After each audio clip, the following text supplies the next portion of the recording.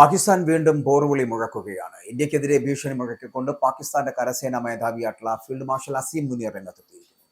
പാകിസ്ഥാൻ സൈന്യത്തെ പുകഴ്ത്തിയായിരുന്നു ജോർദാനിലെ രാജാവ് അബ്ദുള്ള രണ്ടാമന്റെ മുന്നിലുള്ള മുനീറിന്റെ പ്രസ്താവന. പാകിസ്ഥാൻ സൈന്യം അള്ളാഹുവിന്റെ സൈന്യമാണ് എന്നും ഒരു മുസ്ലിം അള്ളാഹുവിൽ വിശ്വസിക്കുമ്പോൾ ശത്രുവിന് നേരെ എറിയുന്ന മണ്ണ് പോലും ഒരു മിസൈലായി മാറുമെന്നുമാണ് അസീം മുനീർ പറയുന്നത്.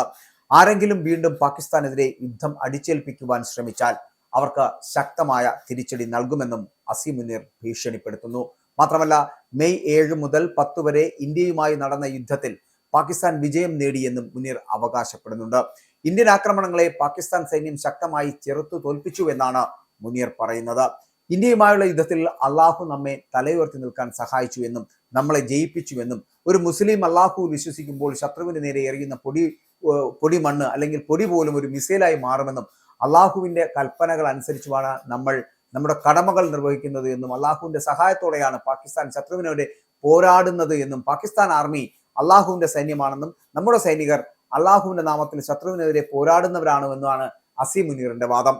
അതേസമയം തുർക്കിയുടെ നമ്മൾ ഇതേ കാറ്റഗറിയിൽ നിൽക്കുമ്പോൾ അടുത്ത വശത്ത് അതേസമയം തുർക്കിയുടെ എർദോഗൻ ചെയ്യുന്ന എന്താണ്, ഇന്ത്യക്കെതിരെ കിട്ടുന്ന ഓരോ അവസരങ്ങളും ഉപയോഗിക്കുകയാണ് വളരെ പ്രതികാര ബുദ്ധിയോടെ.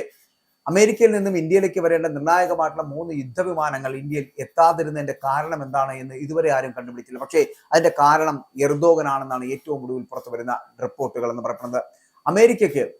അമേരിക്കയിൽ നിന്നും ഇന്ത്യയിലേക്ക് വരേണ്ട വിമാനങ്ങളെയാണ് അങ്ങനെ കാണാതായി പോയത്, അല്ലെങ്കിൽ അത് എന്തുകൊണ്ട് എത്താതിരുന്നു എന്ന് അന്വേഷിച്ചത്. അമേരിക്കയുടെ പക്കൽ നിന്ന് 3 അപ്പാച്ചെ ആ യുദ്ധവിമാനങ്ങൾ വാങ്ങാൻ ഇന്ത്യ പണം നൽകിയിരുന്നു. ഈ AH-64 അപ്പാച്ചെ വിമാനങ്ങൾ US ഇന്ത്യയിലേക്ക് ഒരു കാർഗോ വിമാനത്തിൽ അയക്കുകയും ചെയ്തു.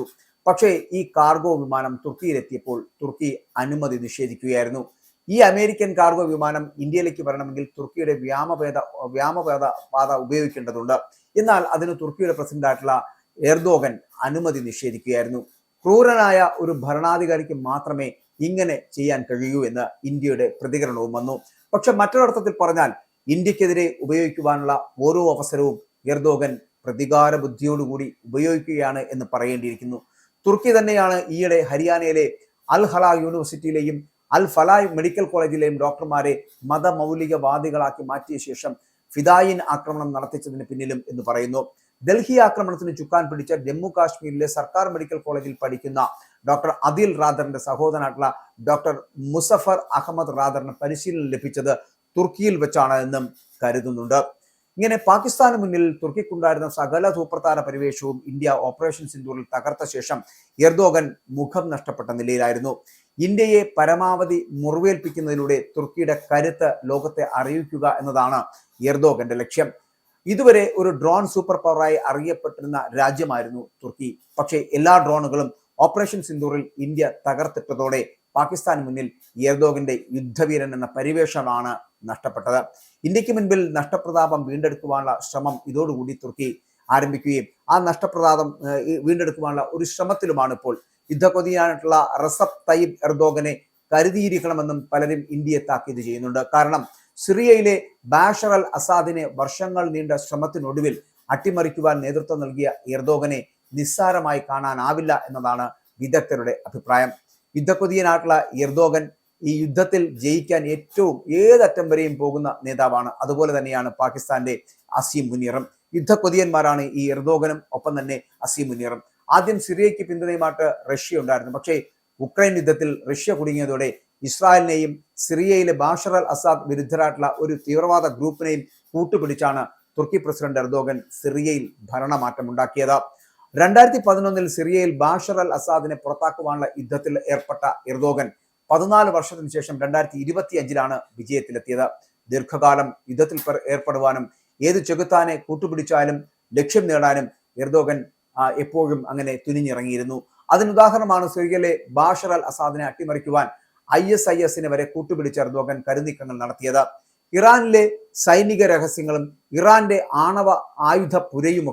ആണവായുധ പരിശീലന കേന്ദ്രമൊക്കെ ചോർത്തിയത് തുർക്കിയാണ്. ഇവരാണ് ഇസ്രായേലിന് അമേരിക്കയ്ക്കും ഇറാനെയും ഒറ്റുകൊടുത്തത്.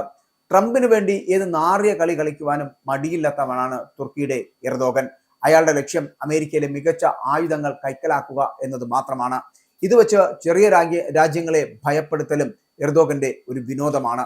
എന്തായാലും തുർക്കി ഇടപെട്ടതോടെ ഇന്ത്യയിൽ ഇതാ പാകിസ്ഥാന് സാധിക്കാത്ത ഒരു സ്ഫോടനം നടന്നിരിക്കുന്നു. അതായിരുന്നു ഡൽഹിയിലെ കാർ ബോംബ് സ്ഫോടനം.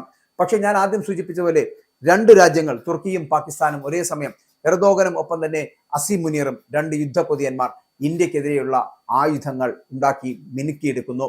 ഇന്ത്യയെ തകർത്ത് തരിപ്പണമാക്കുക എന്നൊരു ലക്ഷ്യത്തോടു കൂടി. പക്ഷേ നഷ്ടപ്രതാപത്തിലേക്ക് പോയത് തുർക്കിയാണ്. ഒപ്പം തന്നെ പാകിസ്ഥാനും നഷ്ടമായി തന്നെ നിലനിൽക്കുകയും ചെയ്യുന്നു. മാത്രമല്ല ഓപ്പറേഷൻ സിന്ദൂർ, ഇന്ത്യയുടെ ഓപ്പറേഷൻ സിന്ദൂറിൽ തകർന്നടിഞ്ഞു പോയ രണ്ട് രാജ്യങ്ങളാണ് തുർക്കിയും പാകിസ്ഥാനും. പക്ഷേ സമയം കിട്ടിയാൽ എപ്പോൾ വേണമെങ്കിലും ഇന്ത്യക്കെതിരെ എല്ലാ തരത്തിലുള്ള ആയുധങ്ങൾ പ്രയോഗിക്കുവാനും ഈ പറയുന്ന എർദോഗനും അസീം മുനീറും എപ്പോഴും തയ്യാറെടുത്തിരിപ്പുണ്ട് എന്നുള്ള കാര്യത്തിൽ സംശയമില്ല. അതുകൊണ്ട് തന്നെയാണ് പാകിസ്ഥാനും ഒപ്പം തുർക്കിയും ഇന്ത്യക്കെതിരെ തൊടുത്തുവിടാൻ ഉപയോഗിക്കുന്ന ആയുധങ്ങൾ മൂർച്ച കൂട്ടുകയാണ് എന്ന് പറയേണ്ടിയിരിക്കുന്നു. ഇസ്രായേലിന്റെ 5 സൈനിക താവളങ്ങളിൽ കനത്ത നാശനഷ്ടം. മോദി വെളിപ്പെടുത്തുന്ന ഇന്ത്യയുടെ വികസനത്തിന്റെ മയക്കുമരുന്ന് വിൽപ്പനയ്ക്കെതിരെ ശക്തമായ നടപടിയെടുത്ത് ഷാർജ പോലീസ്. അമേരിക്കയിലെ സാധാരണ മനുഷ്യരോട് കൂടിയാണ് കോൺഗ്രസിനുള്ളിൽ പങ്കുവയ്ക്കാൻ വി ഡി സതീശൻ ഓപ്പറേഷൻ സിന്ദൂറിൽ ഉപയോഗിച്ച